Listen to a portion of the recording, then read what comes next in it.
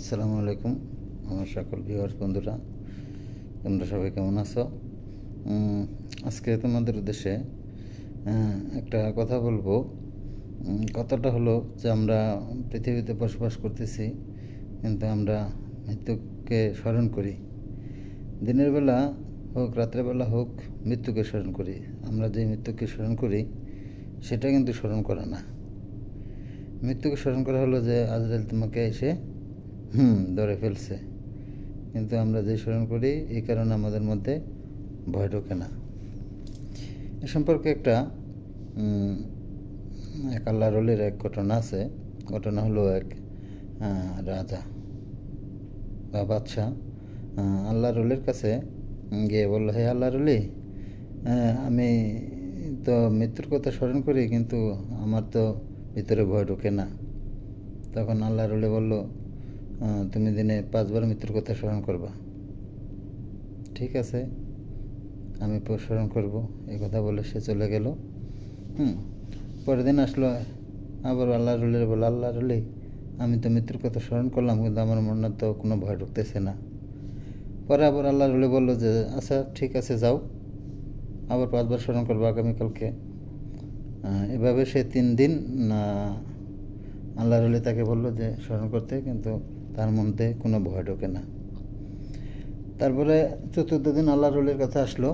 আসার পর সে বলল যে আচ্ছা ঠিক আছে, আমি কাল তোমার দরবারে আসতেছি, তোমার সাথে তোমার দরবারে কথা হবে। সে আল্লাহ রুলি রাজার দরবারে গেল। রাজার দরবারে গিয়ে রাজার সাথে কথা বলে বলল, রাজা, আমি কি তোমার এই আসনে কি 10 মিনিটের জন্য বসতে পারি? তখন রাজা বললো যে সে আল্লাহ রুলি, তাই বসুক। আচ্ছা ঠিক আছে, বসেন। আল্লাহ রুলির সেই রাজার আসনে বসে জল্লাদকে হুকুম দিল যে রাজার গর্দান কাটা হোক। রাজা তো চিন্তিত হয়ে গেল।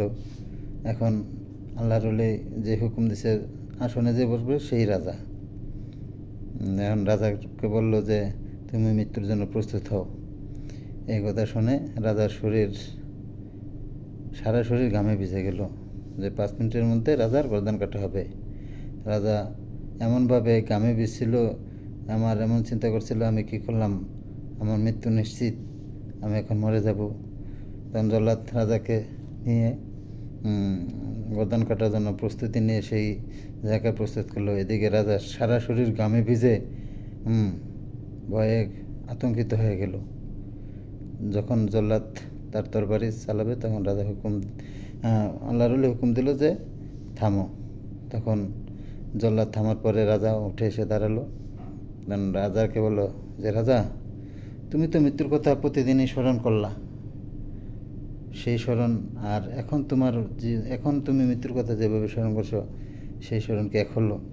তখন আল্লাহর অলির কথা শুনে রাজা কেঁদে ফেললো এবং সবাইকে বললো, দরবারে সবাইকে বললো, দেখো আমরা যে মৃত্যুর কথা স্মরণ করি ওটা তো স্মরণ নয়, আসল মৃত্যুর কথা স্মরণ। আমি এখন বুঝতে পারছি যে মৃত্যু সন্নিকটে।